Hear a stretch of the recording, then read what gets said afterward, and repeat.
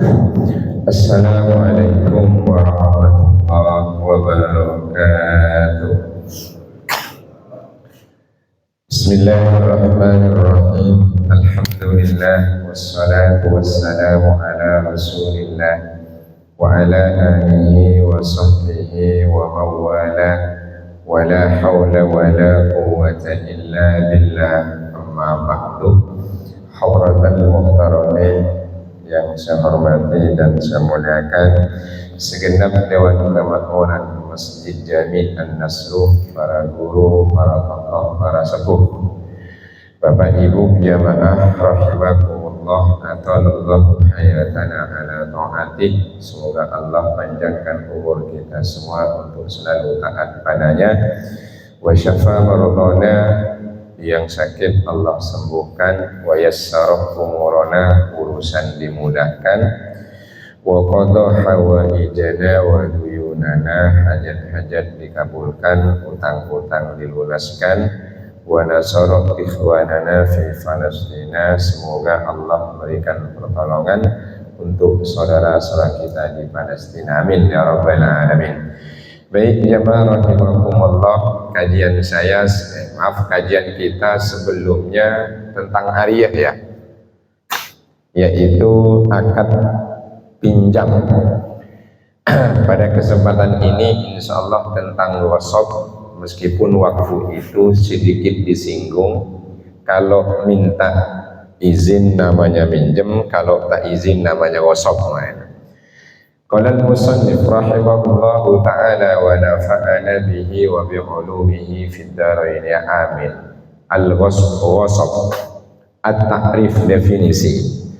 Al-wasf lughatan huwa akhdhu syai'i dzulman wa qahran. Yang dimaksud dengan wasf menurut etimologi, menurut bahasa adalah mengambil sesuatu dengan dolim. Artinya secara bahasa, apapun yang diambil oleh seseorang secara zalim, maka itu disebut dengan wasf. Sedangkan wastilahan menurut terminologi, menurut istilah, arrafahu Abu Hanifah wa Abu Yusufah bi annahu, Imam Abu Hanifah dan Abu Yusuf, guru dan murid, mendefinisikan bahwa wasf adalah yaitu izalatu yadil malik an malihil mutaqawwami ala sabilil mujaharah wal mughalabah bi fi'lin fil malik, yaitu adalah menghilangkan kekuasaan seseorang atas harta yang dimilikinya dan bisa dinilai dengan cara terang-terangan. Ini namanya adalah wasf. Kalau sembunyi-sembunyi itu biasanya ulama mendefinisikan disandarkan pada mencuri. Beda terang-terangan, yaitu sama sembunyi-sembunyi. Itu definisi wasf. Wa arrafal malikiyatu, sedangkan ulama madhab maliki mendefinisikan wasf bi annahu akhdhu malin qahran ta'addiyan bila hirabatin, yaitu mengambil kekayaan secara dolim, paksa, tapi tanpa hirabah. Hirabah itu adalah melakukan perlawanan terhadap negara, namanya hirabah. Ini kalau di fikih jarang memang disampaikan yang namanya hirabah, karena ini terkait juga tentang fikih siyasah. Namanya hirabah, misalnya ada sekelompok tertentu sudah memiliki persenjataan, memiliki kekuatan, lalu melakukan perlawanan pada negara, disebut hirabah. Nanti di antara sanksinya yaitu bisa dihukum salib, silang, potong tangan atau kakinya, juga bisa yaitu dideportasi, dibuang, diasingkan, juga bisa dibunuh. Namanya hirabah. Ini beda tanpa hirabah. Wa arrafahu syafi'iyatu bi annahu, sementara ulama mazhab Syafi'i mendefinisikan wasf adalah Al-istila'u ala haqqil ghairi udwanan, yaitu menguasai hak orang lain secara yaitu dolim, atau yaitu bi ghairi haqqin, bukan haknya. Jadi ada milik hak orang lain kemudian dikuasai oleh seseorang di mana itu bukan haknya, itu namanya ghasab. Nah ini karena ini 4 madhab. Wa arrafahul hanabilatuh bi annahu, ulama madhab Hambali mendefinisikan ghasab adalah al-istila'u ala malil ghairi qahran bi ghairi haqqin, menguasai kekayaan orang lain yaitu tanpa hak dan secara terang-terangan, namanya ghasab, atau yaitu rada maksa, namanya ghasab. Ini definisi tentang ghasab yang disampaikan oleh para ulama, yang intinya adalah yaitu menguasai sesuatu yang bukan miliknya, baik berupa barang maupun manfaat, tanpa dapat izin dari pemiliknya. Itu namanya adalah ghasab. Perbedaannya dengan itlaf. Nah ini penting. Apa itu itlaf? Itlaf huwa ikhrajus syai'i min ayyakuna muntafa'an bihi manfaatan matlubatan minhu adatan. Itlaf itu adalah mengeluarkan sesuatu yang harusnya bermanfaat menjadi tidak manfaat menurut biasa, namanya ngerusak. Jadi itlaf itu merusak, barangnya ada cuma tak lagi bisa dimanfaatkan karena sudah dirusak, namanya itlaf. Nah, syukron. Ya. Jadi kalau ghasab itu adalah menguasai harta atau hak orang lain, baik nanti berbentuk materi maupun manfaat tanpa izin dari pemilik, namanya ghasab. Sehingga sang pemilik tidak bisa punya wewenang untuk memanfaatkan miliknya lagi. Kalau itlaf, barang milik orang lain tidak dia ambil, juga tidak dia kuasai, tapi dirusak sehingga tidak lagi bisa dimanfaatkan. Itu namanya itlaf.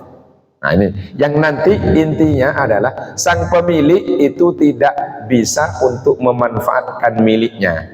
Kalau ghasab karena dikuasai atau dibawa, kalau itlaf ada di depan mata cuma sudah rusak, namun sama-sama pemiliknya tidak bisa memanfaatkan. Nah nanti bagaimana nih kira-kira kewajiban pelakunya atas pelakunya? Bisa dibedakan? Namanya itlaf. Kita kan mohon maaf hidup keseharian itu kan meskipun tidak menguasai milik orang, jangan-jangan ngerusak punya orang tanpa sepengetahuan pemiliknya. Misalnya minjem, tiba-tiba ada yang rusak nggak bilang-bilang, itu namanya itlaf. Atau nggak minjem punya orang dirusak gitu aja, itu namanya itlaf. Atau nggak minjem tapi punya orang dipakai tanpa izin, namanya ghasab. Nah ini dipakai, itu antara itlaf sama ghasab. Nah ini kemudian wal qadrul mushtaraku bainal itlafi wal ghasabi. Nah sekarang terkait tentang apa persamaan dan perbedaan itlaf tentang ghasab nih. Persamaannya apa kira-kira? Huwa tafwitul manfaah alal malik, sang pemilik tak lagi bisa memanfaatkan miliknya. Nih, antara itlaf dengan ghasab itu sama-sama sang pemilik tidak lagi bisa memanfaatkan miliknya. Bisa dipahami ya? Itu. Jadi itlaf barangnya dirusak sehingga tak lagi bisa dimanfaatkan. Ghasab barangnya dikuasai tanpa izin sehingga tak lagi bisa memanfaatkan. Jadi pemilik barang itu sudah tak lagi bisa memanfaatkan miliknya karena dirusak atau dighasab. Itu persamaannya. Kalau bedanya, ghasab itu barangnya mungkin tidak rusak tapi pindah, sedangkan itlaf barangnya nggak pindah tapi rusak. Itu namanya itlaf. Ini pelakunya nanti kira-kira bagaimana? Nah ini dia misalnya harus bertanggung bertanggung jawab itu. Nah ini wa yakhtalifani fi annal ghasab la yatahaqqaqu illa bizawali yadil malik atau taksiri yadihi. Ghasab dan itlaf itu berbeda, bahwa ghasab itu tidak terwujud disebut ghasab kecuali orang yang punya pemilik itu tak lagi bisa, yaitu memanfaatkan miliknya tapi bendanya masih utuh. Wa ammal itlaf faqad yatahaqqaqu ma'a baqa'il yadi. Sementara itlaf ngerusak itu barangnya masih ada di pemilik, dipegang sih bisa, cuma yaitu tak lagi bisa dimanfaatkan. Maka dengan demikian adalah harus ada doman, jaminan atau ganti. Nah nih ternyata ghasab atau nanti malah barangnya hilang lagi, atau barangnya ada tapi dibikin rusak. Nah ini juga nanti ganti rugi, atau minjem tapi barangnya hilang, minjem barangnya dirusak. Nah, ini sama ini. Perbedaan lagi alis ikhtilas. Ikhtilas namanya. Apa ikhtilas ini? Ikhtilas, al-ikhtilas lughatan akhdhu syai'i mukhada'atan an ghaflatin, yaitu menurut bahasa mengambil sesuatu dengan cara tipu daya, menipu karena yaitu ada kelalaian. Itu namanya ikhtilas, nipu. Wal istilahan akhdhu syai'i bihadrati sahibihi jahran ma'al harabi bihi. Sementara menurut istilah mengambil milik seseorang di depan pemiliknya terang-terangan, tapi kemudian yaitu adalah sang pemiliknya itu tidak menyadari. Disebut mukhtalis jiharon au sirron, terang-terangan atau tidak. Bahasa kita, bahasa itu adalah penggelapan. Penggelapan. Kalau bahasa lainnya bisa dikatakan korupsi. Penggelapan. Jadi digelapkan di depan mata, jadi nggak lihat. Namanya adalah penggelapan. Kan sama-sama ini ngambil milik orang. Nah ini namanya penggelapan. Apa kira-kira hubungannya dengan ghasab, dengan hubungannya dengan itlaf? Wasilatu anna fi kullin minhuma, bahwa hubungannya antara ikhtilas dengan ghasab yaitu adalah akhdama lil ghairi bi ghairi haqqin, yaitu mengambil milik orang lain dengan tanpa hak. Cuma lakinnal wasilata fihima takhtalifu, caranya beda. Kalau yang ghasab itu adalah menguasainya terang-terangan tanpa yaitu menggelapkan, tanpa ada nipu-nipu, memperdaya. Sementara ikhtilas itu ada yaitu memperdayai. Misalnya harusnya 100 juta begini-gini, kemudian digelembungkan. Nah ini catatan ada, di kenyataan tidak ada. Itu namanya penggelapan. Nah ini banyak, jangan-jangan banyak penggelapan yang tidak yaitu bisa dipantau. Contoh misalnya nih, pegawai perbankan bank, kalau dia menguasai 1 juta nasabah, diambil 1 rupiah saja tiap hari, kira-kira ketahuan nggak? Nih, ikhtilasnya begini nih. Jadi ada misalnya yaitu pegawai bank misalnya. Nasabahnya puluhan juta. Per nasabah diambil 1 rupiah tiap hari. 1 juta orang. Ketahuan nggak? Nggak ketahuan kan? Cuma bisa ketahuan nih, cuma dia pegawai biasa, kok sekarang hidupnya begini. Nah, baru dicek bisa tuh. Gajinya berapa? Ya, nah itu bisa dicek gajinya berapa, selayaknya dia hidup bagaimana, kok dia ngalahin direkturnya. Baru dicek sumber pendapatan dari mana, baru ketahuan nanti. Nah ini mukhoda'ahnya ketahuan dia. Kan begitu bahaya tuh. Nah banyak orang begini nih. Jadi tiap hari ngambil 1 rupiah per nasabah. Ini mudah-mudahan nggak ditiru nih. Ini soalnya contoh nih. Nah, tapi mudah-mudahan ini menjadi bagian dari menyadarkan misalnya yang berwenang, yaitu untuk melakukan misalnya penyelidikan, kira-kira itu layak nggak hidup begitu. Nah, 1 rupiah 1 nasabah, tapi 1 juta nasabah, tiap hari berapa? 1 juta dong, sebulan 30 juta dong, setahun 365 juta, dapat mobil dia nggak berasa. 10 tahun, dapat banyak. Tapi kan nggak berasa dia. 1 rupiah, itu kalau 1 juta. Kalau 10 juta nasabah. Nah ini yang perlu diwanti-wanti begini nih. Ini bukan mau ngaji-ngajarin yang diperbankan ya. Ini biar tersadarkan bahwa ada orang yang melakukan demikian tapi tidak, yaitu terpantau. Karena kecil. Itu kan kejahatan modern. Kalau dulu nggak ada 1 rupiah. Oh sama, misalnya yaitu apa namanya, saya beli misalnya bahan bakar 1 liter, dikurangin, yaitu tiap liternya tiap orang misalnya diambil kira-kira berapa tuh, diambil 0,5 ya, bukan 0,5 liter, berapa on ya, mili ya. Itu kalau 1 mobil berapa itu? 1 tangki berapa? Ambillah berarti gopek kan? Gopek kalau 10.000 per liter, diambil kan gopek. Kalau dia belinya 10 liter, goceng 1 mobil, dikali berapa ratus ribu. Nah itu juga yang begini, diisinya angin. Nah ini banyak yang begini nih. Nah penting belajar begini supaya mungkin ada yang nggak tahu, mungkin ada yang tahu tapi tak tersadarkan, tapi ini adalah kejahatan. Berikutnya namanya as-sarikoh, bahasa kita nyuri.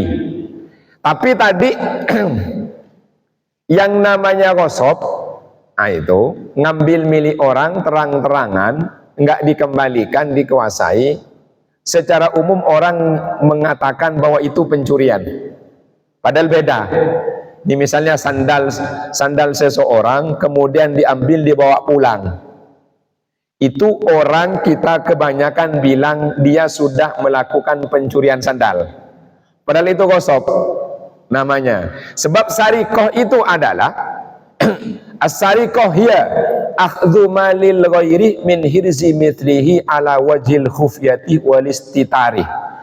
Sarikoh, nyuri itu adalah ngambil harta orang lain dari tempat penyimpanannya. Jadi kalau sarikoh itu, kekayaan orang itu memang sudah disimpan tempat khusus dan tempat yang diamankan, lalu diambil oleh orang lain sembunyi-sembunyi, namanya sarikoh. Ya kalau duitnya taruh di depan pintu rumahnya bukan sarikoh, beda ya. Jadi sarikoh itu disimpan di tempat tertentu, tempat khusus, memang tempat penyimpanan. Kemudian ada batasan maksimal, ada batasan minimal yang diambil berapa. Misalnya ditaruh di kamar, kamar dalam lemari, lemari taruhnya di laci, laci ada berangkas. Ada orang masuk sembunyi-sembunyi ngambil, itu namanya nyuri sarikoh. Tapi kalau uangnya ditaruhnya di plastik, digantung di depan pintu rumah, diambil orang, itu bukan sarikoh, mancing namanya. Ya, itu bedanya. Nah ini, tapi kita kan nyebutnya nyuri. Nah beda ya. Nanti ini berpengaruh terhadap hukum dan sanksi. Beda ya. Jadi pengaruh terhadap hukum dan sanksi. Mobil ditaruh di garasi, sudah dikunci setirnya, sudah digembok, diambil, itu namanya sarikoh. Mobilnya ditaruh di jalan, ya, tidak ditaruh pengaman di bawah orang. Umumnya kita bilang nyuri, itu namanya ghosab. Karena apa? Adiknya sarikoh. Adiknya sarikoh. Bisa dibedakan? Nah ini, itu bedanya sarikoh. Makanya kalau terang-terangan begitu tidak disebut sarikoh. Satu, yaitu di tempat yang biasa disembunyikan diamankan. Kemudian ngambilnya yaitu sembunyi sebab nanti kalau terang-terangan itu bisa disebut dengan ngerampok. Gitu kan? Kalau di jalan disebut dengan adalah kot otorik, begal. Nah, begal itu beda kan? Karena nanti pengaruh terhadap hukum dan sanksinya. Nah, ini kalau disebut kita kan nyebutnya nyuri ya, itu. Nah, ini apa sih bedanya hubungannya? Biar jelas, karena kita selama ini jangan-jangan yang gosok kita statuskan nyuri, yang gosok distatuskan minjem. Nah ini kadang nih. Misalnya tadi harta seseorang, duitnya ditaruh digantung di depan pintu rumahnya, ya diambil oleh orang karena ada kesempatan. Kita statuskan nyuri, keliru, karena nanti nyuri itu dipotong tangan, gosok beda. Atau milik seseorang sandalnya, bahasa dia minjem, dipakai, balik lagi ke tempatnya, nggak bilang-bilang, tapi distatuskan minjem, padahal nggak minjem itu. Jelas ya? Ini yang selama ini kita begitu tuh. Jadi make punya orang, dipakai ke tempat wudhu atau ke depan atau belanja, balik lagi barangnya. Orangnya nggak tahu. Kita membahasakan minjem, minjem ke siapa? Padahal itu kok kosong. Nah ini supaya ada apa namanya perbedaan. Kemudian apa kira-kira gosok nih? Gosok itu kan ahdu malil ghairi ala niyatan dunastighfa'in, yaitu menguasai kekayaan orang lain terang-terangan tanpa sembunyi-sembunyi. Bikhilafis sarikoh, beda dengan sarikoh nyuri. Fa innaha takunu khufyatan wastitaron, cara ngambilnya itu sembunyi-sembunyi. Itu namanya sarikoh. Ya kalau nodong di jalan bukan sarikoh, itu nyuri malah bukan, namanya kot otorik, begal. Bisa dibedakan? Hirobah. Wah, ada lagi istilah hirobah. Hirobah ini yang tadi sebut bahaya ini. Ya, hirobah. Jadi hirobah itu melakukan perlawanan terhadap penguasa atau melakukan perusakan di muka bumi. Yang termasuk ada yang bilang diantaranya yaitu adalah para begal itu. Melakukan hirobah, itu namanya hirobah. Innama jazaa'ul ladina yuharibunallaha wa rasulah, orang-orang yang memerangi Allah dan Rasulnya, balasan tidak lain yaitu adalah yuqattalu aw yusallabu, dibunuh atau disalib, potong tangan kakinya, au yumfa minal ardi, atau yaitu diusir, diasingkan. Itu namanya adalah hirobah. Sekarang al-hukmu taklifi, hukum taklifinya terkait tentang status hukum ghasab. Boleh apa tidak? Dilarang apa tidak? Larangannya haram apa makruh? Nah ini namanya hukum taklifi. Hukum taklifi itu ya hukum yang 5 itu, wajib atau fardu, haram, sunnah, makruh, mubah. Itu taklifi. Namanya hukum taklifi. Kalau hukum wad'i beda lagi. Status hukumnya al-ghasabu haramun. Idza fa'alahul ghasibu an ilmin. Ghasab itu hukumnya haram jika pelakunya melakukannya sudah tahu sebelumnya. Jelas? Kalau nggak tahu gimana nih? Jadi hukum ghasab itu haram jika orang yang sudah melakukannya itu tahu. Nah ini, mudah-mudahan yang nggak tahu dulu itu masuk kategori yaitu yang dimaafkan. Nah sekarang udah tahu, jangan terulang. Wah kalau gitu mendingan nggak tahu Pak Ustadz. Kenapa? Kalau nggak tahu kan enak. Nyesel ngaji dah. Kenapa? Gara-gara ngaji jadi tahu. Akhirnya nggak boleh make secara bebas punya orang. Soalnya pernah ada yang mengatakan, Ustaz kalau gitu enakan nggak ngaji ya, kalau tahu kan dosa, kalau nggak tahu kan nggak masalah. Bukan, sampean nggak tahu takutnya masalah nanti. Ini kan secara hukum kan hukumnya hukum dunia dohir. Kalau nggak tahu, yaitu beda. Anak yang salah karena ketidaktahuannya dimaklumi. Tapi anak yang salah padahal sudah tahu itu nggak dimaklumi.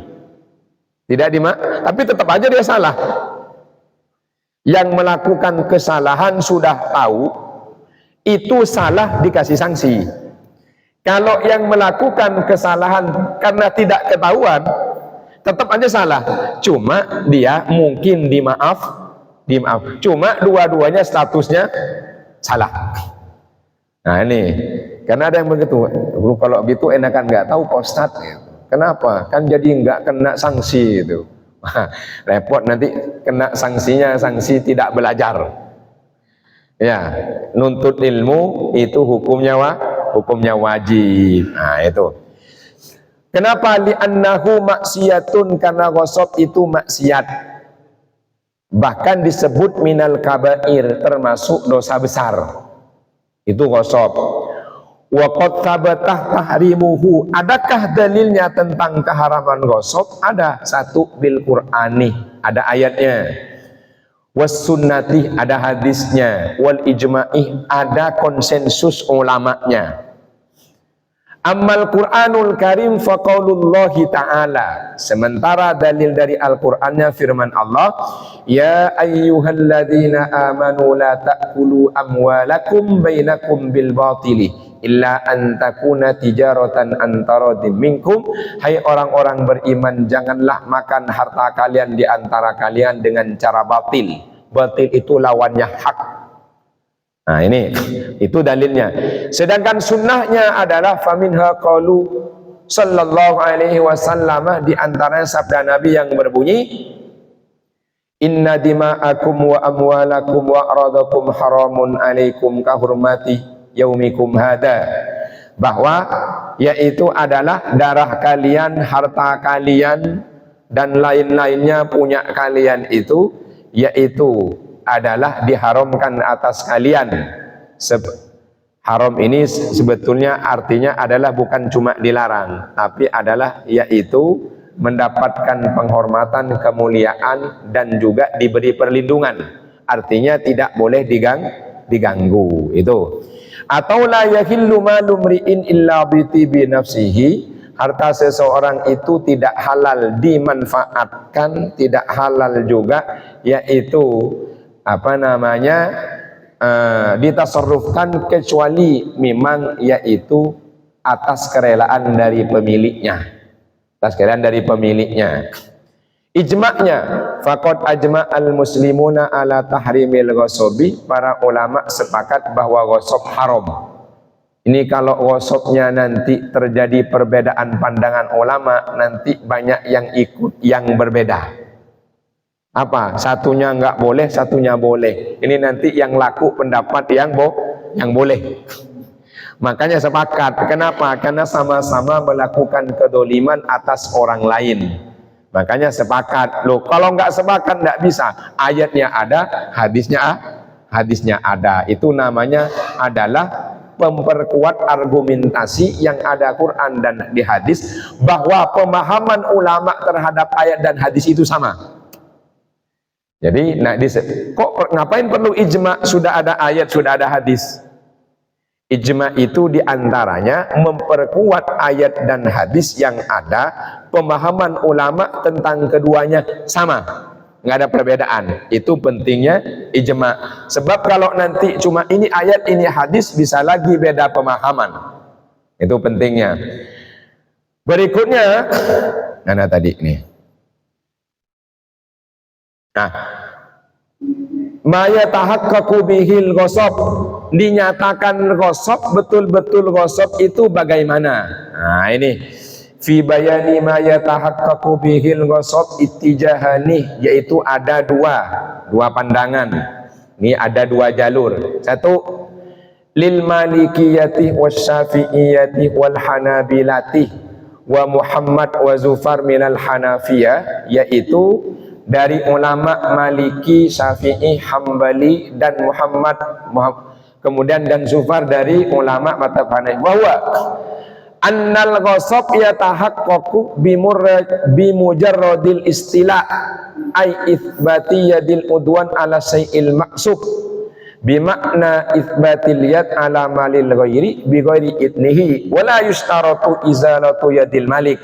Yang intinya dinyatakan ghasab bahwa itu adalah ghasab, yaitu murni menguasai milik orang lain dengan cara zalim sehingga pemiliknya itu tidak bisa lagi memanfaatkan miliknya, dan juga yaitu tidak disyaratkan bahwa sang pemiliknya itu tak lagi bisa menguasai karena tanpa ada izin darinya.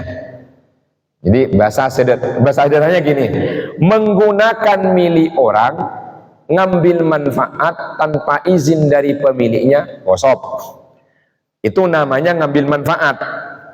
Kalau ngambilnya barang punya orang dibawa pulang karena memang tidak disimpan di ruang khusus dan itu tidak nyampe pada kadar sarikoh, namanya ghasab. Jadi ada yang barangnya yang diambil cuma bukan sembunyi-sembunyi dimakan, itu namanya ghasab. Atau manfaatnya saja, barangnya dipakai cuma enggak dibawa pulang, itu namanya ghasab. Jadi ngambilnya ada bentuk manfaat tanpa izin, ngambilnya yaitu barangnya dibawa pulang tanpa izin, bukan sembunyi-sembunyi. Yang banyak tidak disadari ghasab yang kita lakukan, ngambil manfaat milik orang tanpa izin dari pemiliknya. Sebab kalau punya orang kita bawa pulang, kita memahami itu pencurian, nggak mau kita nyuri kan. Tapi kalau milik orang kita pakai lalu dibalikkan lagi, banyak tidak sadar karena kita merasa itu adalah minjam. Sehingga banyak orang berani. Kalau dibawa pulang, orang memahami nyuri, makanya nggak berani. Ada di masjid sandal bagus, mau diambil, bawa pulang, itu takut karena dipahami nyuri. Tapi kalau dipakai, kemudian dibalikkan lagi, berani karena dia merasa minjem. Nah ini problem kita nih. Ya benar ya, begitu kita. Makanya kita takut bawa pulang karena bahasanya kita pahami nyuri. Tapi berani make punya orang memahami, yaitu adalah sebagai bagian dari minjem. Nah ini yang problem kita nih. Pokoknya make punya orang, ngambil punya orang, itu disebut dengan namanya namanya ghasab. Nah, problemnya adalah bagaimana kalau misalnya ghasabnya itu adalah bentuknya bentuk yang tidak bisa dipindah barangnya. Kalau tadi kan bisa pindah tuh. Sekarang misalnya tidak bisa dipindah barangnya. Nah, ini. Misalnya ada seseorang yang datang masuk ke rumah orang lain. Pemiliknya suruh keluar, dirinya masuk. Yang punya tidak mengizinkan masuk, yaitu namanya ghasab. Atau enggak ada orangnya, tapi dia masuk, itu dulunya namanya ghasab.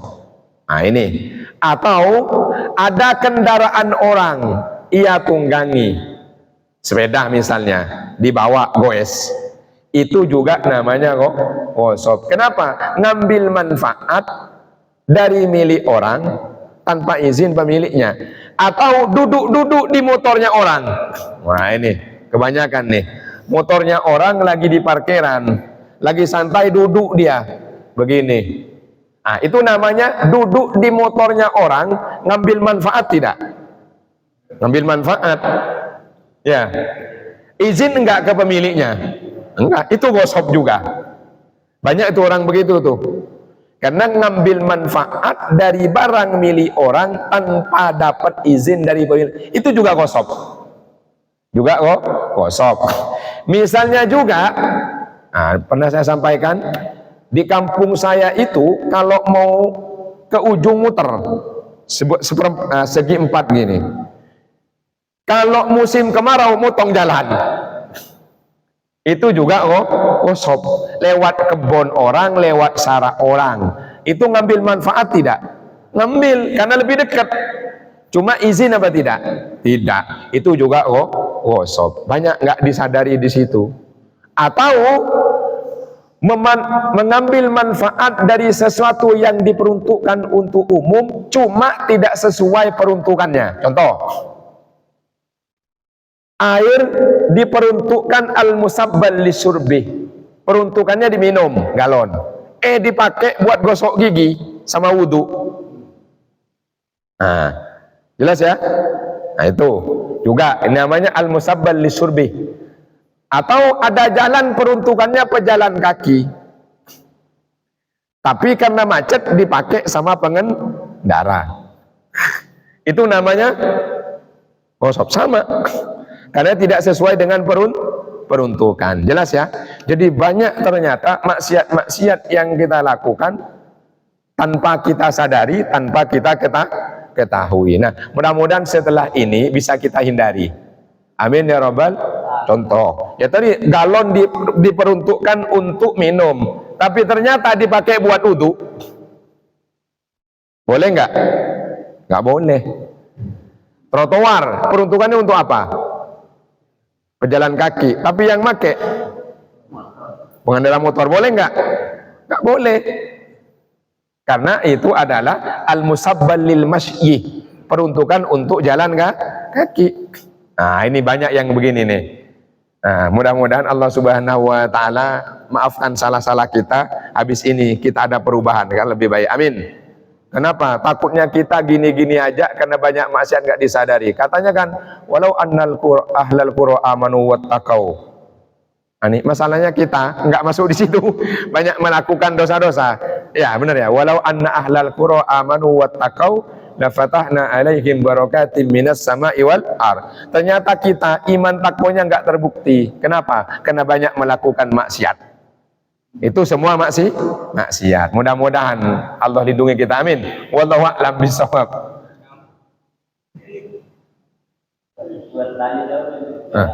Tiga berapa? 37.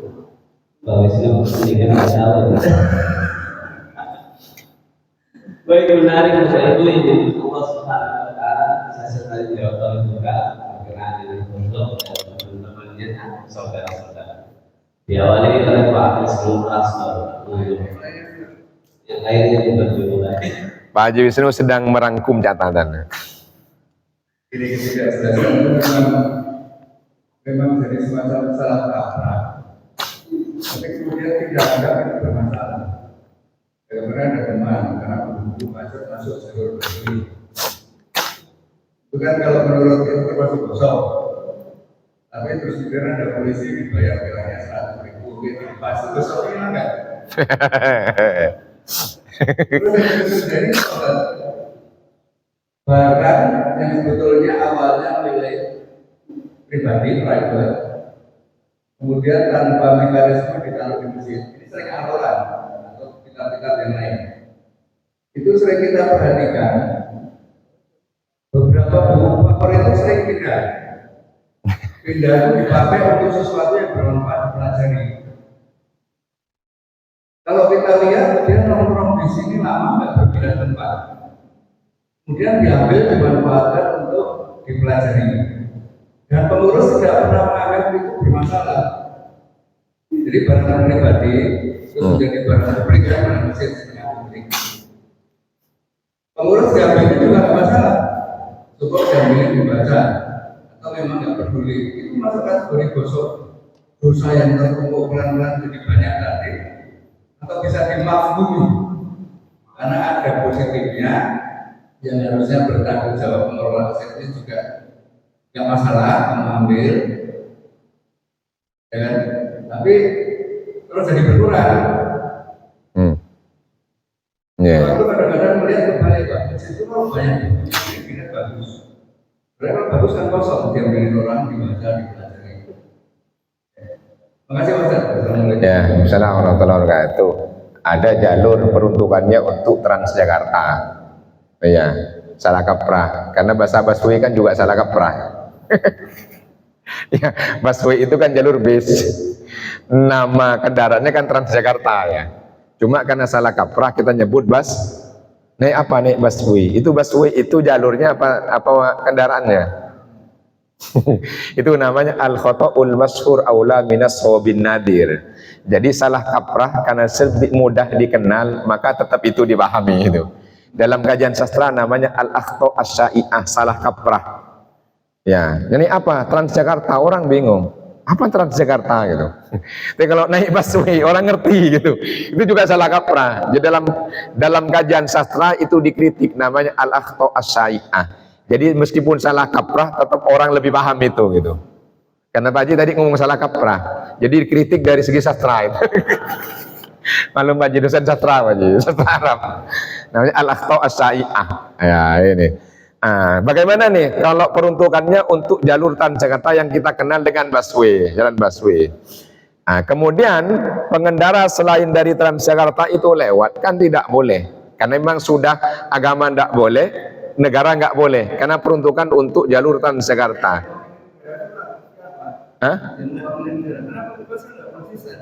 Ya, ntar habis ini kan mau ke sana pertanyaan Pak Haji ini. Sahabat itu kan aturan nggak boleh. Oke, masalah di luar itu kan oknum nanti. Kita bicara oknumnya nanti. Ya. Ya, sudah. Berarti kan disebut dengan yaitu dilarang kosong. Nah sekarang kalau ada 100.000, boleh misalnya. Apakah kosongnya hilang? Ya nggak hilang. Nanti itu disebut apa namanya? Masuk riswah apa enggak? Riswah. Nyogok, suap. Ya, suap itu kan begini, gambarannya begini. Ada seseorang sebetulnya tidak layak karena bayar jadi masuk. Itu namanya suap. Ya. Nih, kemudian budayanya sudah banyak orang ngasih duit, apa ngasih duit. Ada seseorang, dia tuh layak untuk duduk. Tapi budaya kalau enggak ngasih, dia juga enggak akan diambil, bisa dikuasai orang jahat. Akhirnya dia ngasih juga, padahal dia layak. Nah, gimana nih?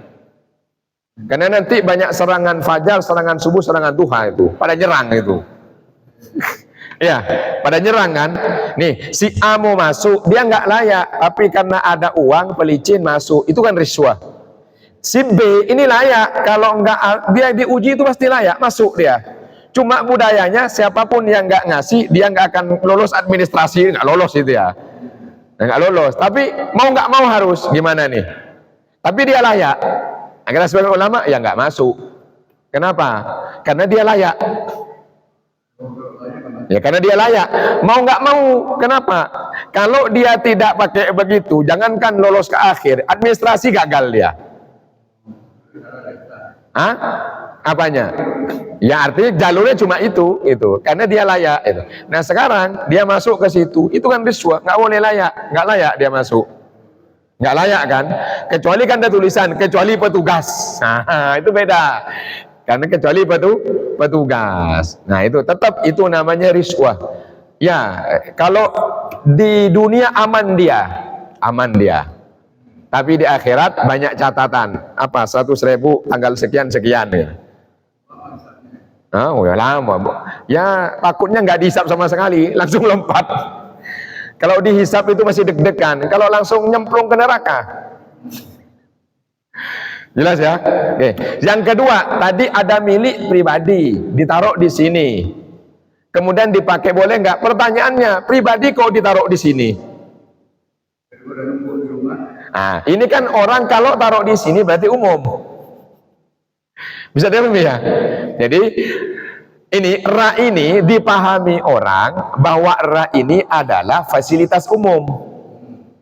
Kalau milik pribadi taruh di situ, maka orang akan memahami itu fasilitas umum. Jelas maksudnya? Kalau dipakai oleh orang, selayaknya ridho, karena orang nganggap itu milik umum. Pertanyaannya ridho enggak? Oh, kalau ridho berarti ini memang dia mensedekahkan manfaat buku. Ya pengurus nggak mau repot juga kan orang-orang manfaatkan. Nggak maksudnya kan milik pribadi ini Pak Haji ini.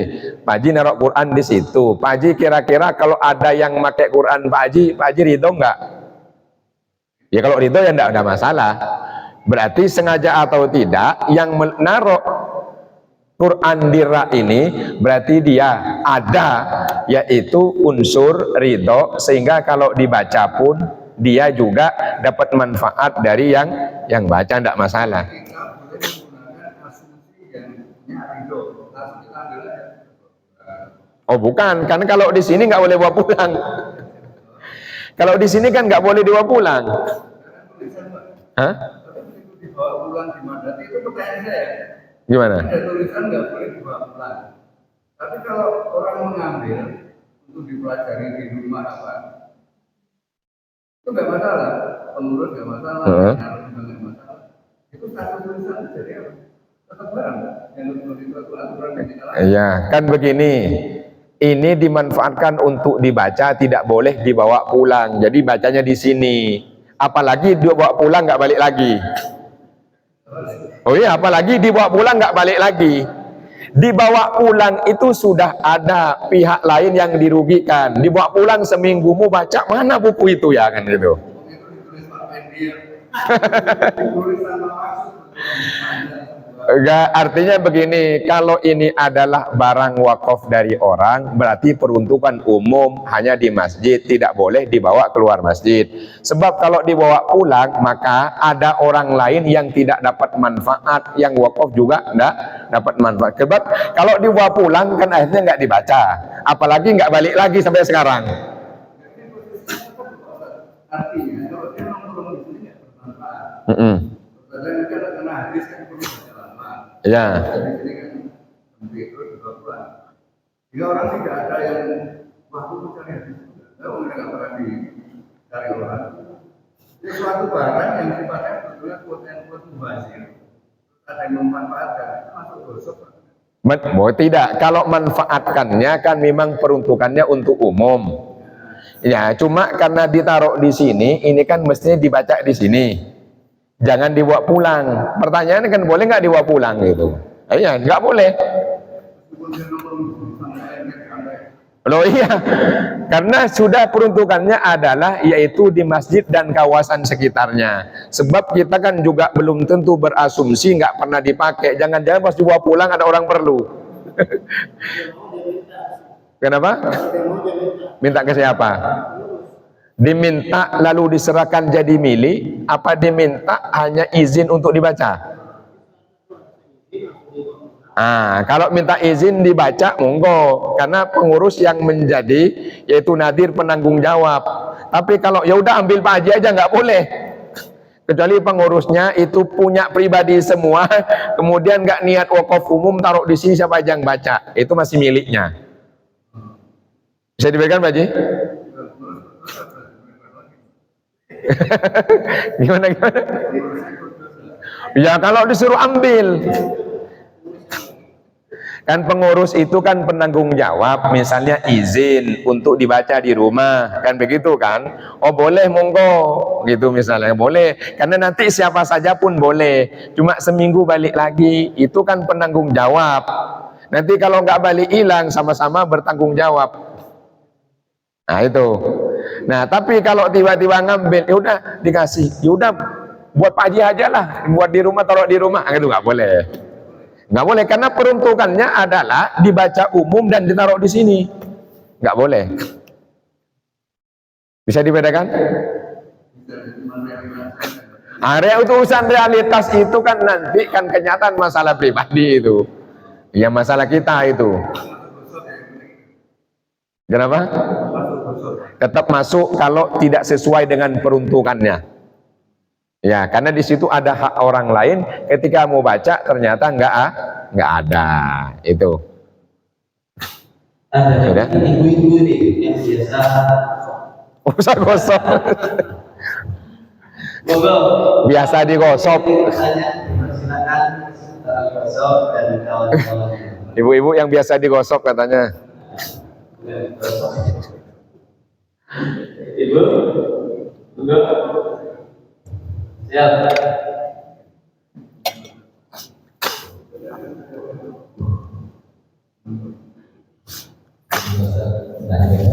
Yeah. Kalau gosok itu bentuknya apa? Misalnya kita Kalau hukumnya apa tadi? Oh haram. Enggak hukum di sanksinya kita. Heeh. Terus juga kalau misalnya itu juga namanya isu di kantor. Isu itu mungkin mengalami indikator di bangun terus tidak pakai kata ini. Tisu. Isu. Nah. Kalau ada sekarang zamannya digital misalnya kayak buku-buku PDF dan YouTube dan itu statusnya gosok itu ya juga Apa namanya, nembus wifi orang misalnya. Maaf. Apa namanya, nyuri nembus wifi orang misalnya. Iya. Iya. Baik. Yang pertama tentu status hukumnya adalah haram karena itu minal kabair, termasuk bagian dari dosa besar. Nah sekarang pertanyaannya sanksinya apa? Di akhirat tentu ada. Karena tidak semua dosa besar itu sanksinya harus ada di dunia. Jelas ya? Tapi ada hal tertentu nanti yang bisa disanksi. Nah sekarang kalau gosok ini perlu nggak ada dosa, ada takzir boleh. Nah itu maksudnya. Ini orang gosok melulu gitu. Meskipun yaitu kan orang tidak sholat kan dosa besar. Ya, nah, dosa besar. Kemudian ada orang nggak puasa kan dosa. Itu kan nanti sanksi dunianya apa? Nanti ketemu di akhirat. Karena pribadi. Nah sekarang kalau milih orang gimana nih? Dosa besar, dia maksiat. Tapi ada nggak sanksi? Misalnya yaitu di akhirat. Ah, tentu ada. Di dunia apa? Yaitu takzir. Nah, al-ithmu wa takzir, dosa ada di takzir. Di takzir itu dikasih pelajaran. Misalnya biar gak gosok lagi, yang penting takzirnya kan harus dipenjara nih seminggu gitu. Nah ini, jadi apa namanya, berdasarkan dari keputusan ini harus dipenjara seminggu orang yang takzir. Itu boleh takzir. Nah itu biar gak gosok lagi. Yang kedua, tadi dibeli dari uang pemerintah di kantor ada tisu. Nah tisunya untuk siapa sebetulnya? Fasilitas negara apa bukan? Bisa dipahami pertanyaannya, Pak? Ya kan tisu di kantor. Pertanyaannya tisu itu masuk fasilitas apa bukan? Hah?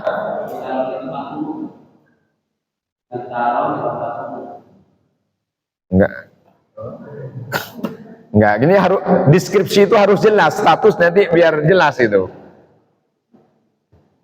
Oh, anak minta kunci. Enggak, gimana maksudnya? Ya yang naruh ini siapa maksudnya? Hah? Yang beli pakai uang? Ya maksud saya tisu yang dibeli itu masuk bagian fasilitas dari negara apa bukan? Oh berarti kan ngambil berarti. Sudah jelas nggak boleh. Berarti kan gini, apakah tisu itu masuk dalam kategori fasilitas dari negara? Ya, apa tidak? Masuk nggak di anggaran itu? Ya berarti kan ngambil berarti, itu maksudnya. Jelas maksudnya ya? Nah itu, ya masuk kategori gosok.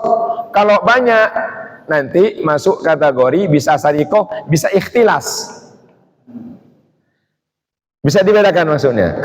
Enggak masuk anggaran dibeli atas nama siapa? Atas nama apa? Yaitu berarti masuknya adalah gosok. Atau tidak ada barang di anggaran ada, namanya ikhtilas, korupsi. Ya, penggelapan, korupsi. Barang nggak ada di catatan ada. Bodong, ikhtilas itu namanya. Dosa juga. Jadi statusnya yaitu beda. Nah ini jelas. Yang ketiga, wifi orang dipakai dibobol, sama itu. Sama. Izinnya kapan? Iya kan? Apalagi waktunya make ngajar dia lemot. Karena saya dulu sering jadi korban. Ini mau ngajar online waktu Covid, bukan ngajar tuh. Ngajar PTDI, ngajar UIN apa tuh kan Covid tuh, pakai laptop kan pakai Zoom. Ini kok lemot ya? Padahal saya nggak pakai TV WiFi ini. Nggak pakai TV, nggak bayarnya yang tinggi MB-nya. Kok bisa? Padahal cuma laptop, HP saya istri apa? Ternyata kan ada anak-anak muda yang make begitu. Nah itu, saya terdolimi karena jadi lemot. Nah, sama itu juga PDF apa tuh? Mendownload karya orang lain. Oh, misalnya ada orang yaitu mengupload PDF. Ya kalau PDF-nya diupload memang supaya nanti bisa di-download dapat manfaat, ya monggo-monggo aja. Kan begitu. Kenapa kalau di-uploadnya adalah ke website kan memang maunya di-download, mau dibaca. Coba jurnal itu misalnya, kemudian dipublikasi pakainya online kan untuk dibaca. Kalau nggak dibaca ya nggak, jelas ya. Kecuali begini maksudnya nih, karya orang di PDF-kan, nah itu karya orang di PDF-kan, lalu tanpa izin kemudian dimasukkan. Nah ini baru nih, namanya yaitu ngambil milik orang lain. Jangankan itu ngambil fisik, ngambil pendapat orang lain tidak mencantumkan yang punya pendapat, itu namanya intihal, plagiarisme, haram. Intihal namanya. Ya, plagiarisme itu haram, apalagi ngambil downloadnya gitu. Jadi saya ngutip pandangan Pak Haji Wisnu dan Pak Haji Agus nulis bertiga, sama juga yaitu Ustadz Jaya ngambil, tapi nggak saya cantumkan, kan plagiasi, plagiarisme, nama Arabnya intihal, haram. Kenapa? Karena milik orang, karya itu milik orang, nggak dicantumkan.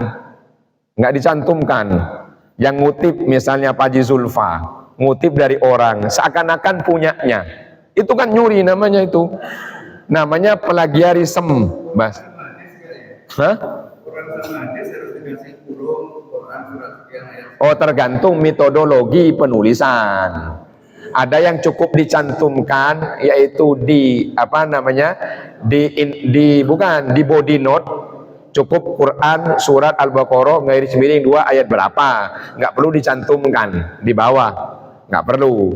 Ada yang mencantumkan, tergantung metodologi penulisan. Apa? Oh enggak, tidak.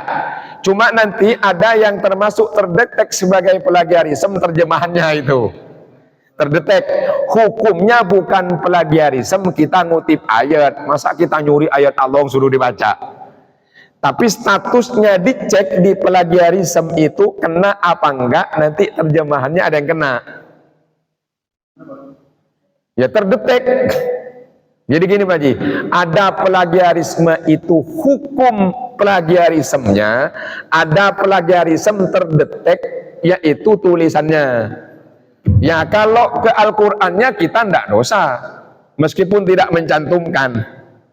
Tapi maksudnya tulisan terjemah Al-Quran yang ditulis kalau dicek pakai perangkat plagiarisme, kadang terdeteksi bahwa ini adalah plagiasi. Bisa tangkap maksudnya? Kan beda kasus itu. Jadi kalau Quran kita tidak dosa, malah dianjurkan memperbanyak mana dalil ayatnya, mana dalil hadisnya, karena itu bukan karya orang.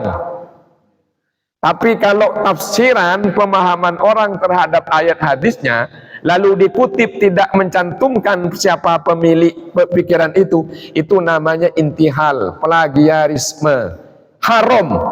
Loh kok haram? Iya, orang dia mikirnya lama banget, berapa tahun dapat begitu tuh. Udah sambil makan, sambil ngetik, sambil baca dulu lama sekali kan. Beli buku, riset lama, berapa puluh juta. Tahu-tahu sudah jadi teori diambil. Tapi nggak dicantumkan siapa pemilik pikirannya. Itu ndak intihal, dosa haram.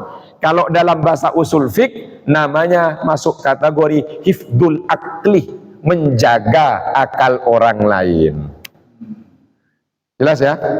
Nah itu plagiarisme. Hah?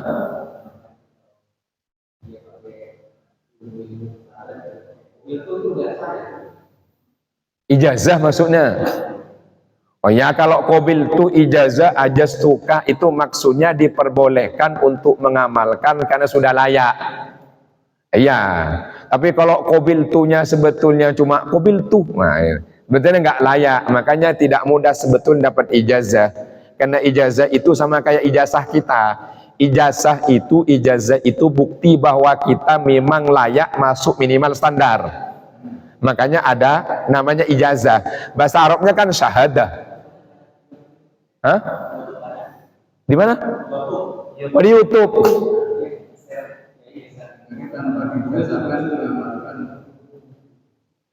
Ya nggak masalah kalau ilmu. Iya, dijazahkan, misalnya ini dijazahkan buat kamu amalan wiritan kan, gitu kan kebanyakan kan. Iya, ijazah pun ya monggo aja dibaca.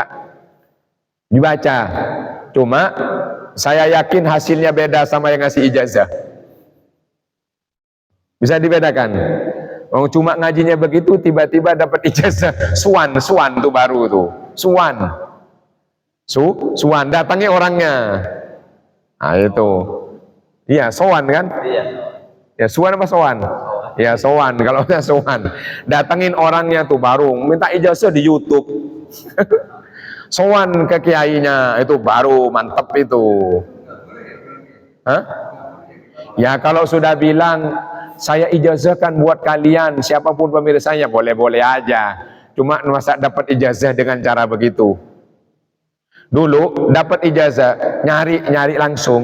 Dulu sahabat nyari satu hadis Atta bisa jual onta itu. Nyari begitu.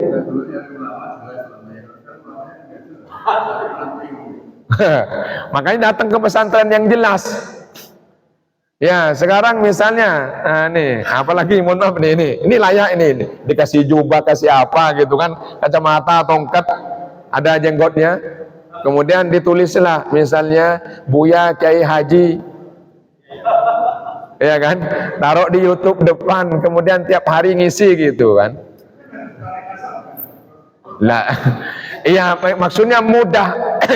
Yang begini untuk dibuat memanfaatkan dapat keduniaan itu. Mana pesantrennya? Ma'hadun Nasruh, Ma'had An-Nasruh gitu kan. Sekarang kadang masjid aja disebut apa, ada masjid disebut apa, pesantren gitu. Nah itu, nah ini yang banyak sekarang. Makanya datangi langsung, itu baru ketahuan. Misalnya datang pesantren Jawa Timur tuh Sidogiri, Lirboyo gitu, kan ketahuan. Yang jelas itu.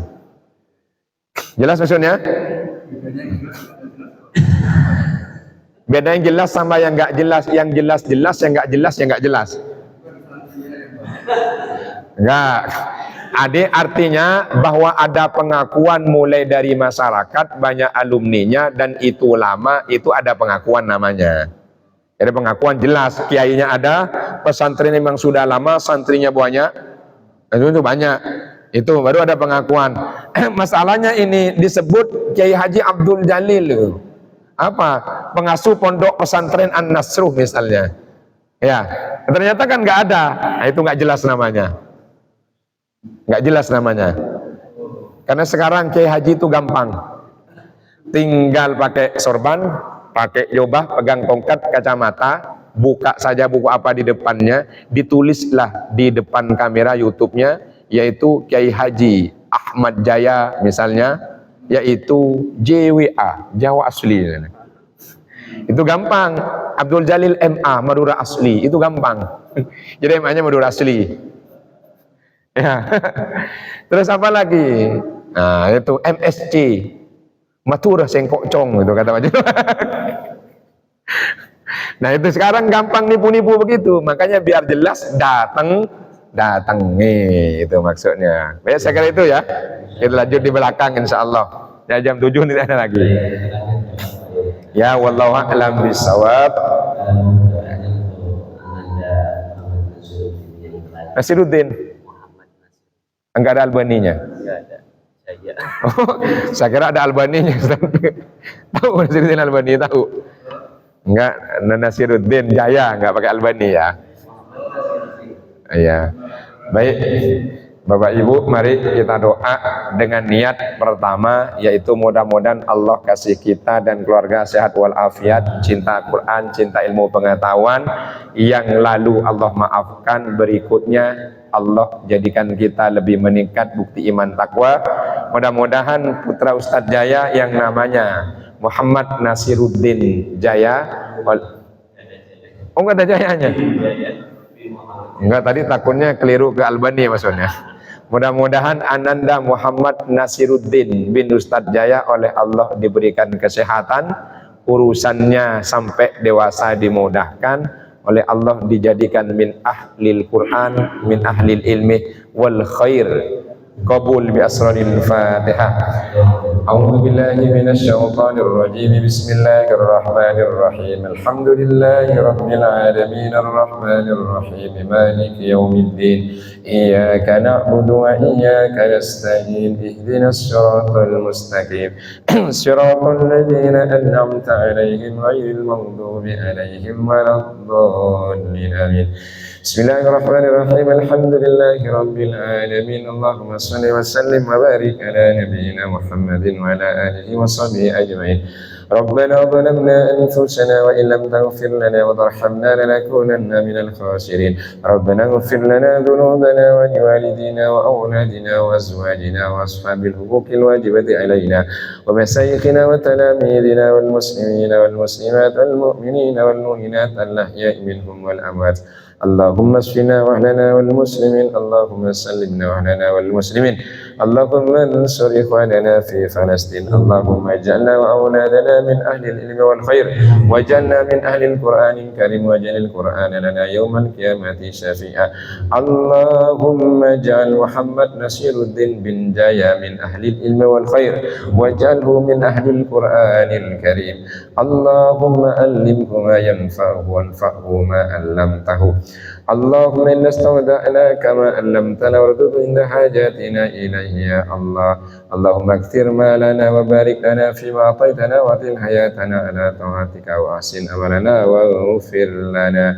Rabbana atina fid dunya hasanah wa fil akhirati hasanah wa qina adzaban nar. Sallallahu ala sayyidina Muhammadin wa alihi wa sallam. Subhana rabbika rabbil izzati amma yasifun wa salamun alal mursalin walhamdulillahi rabbil alamin. Qabul ya Allah. Hasbunallah wa ni'mal wakil. Wallahu al-muwaffiq ila aqwamit thoriq. Wassalamualaikum warahmatullahi wabarakatuh.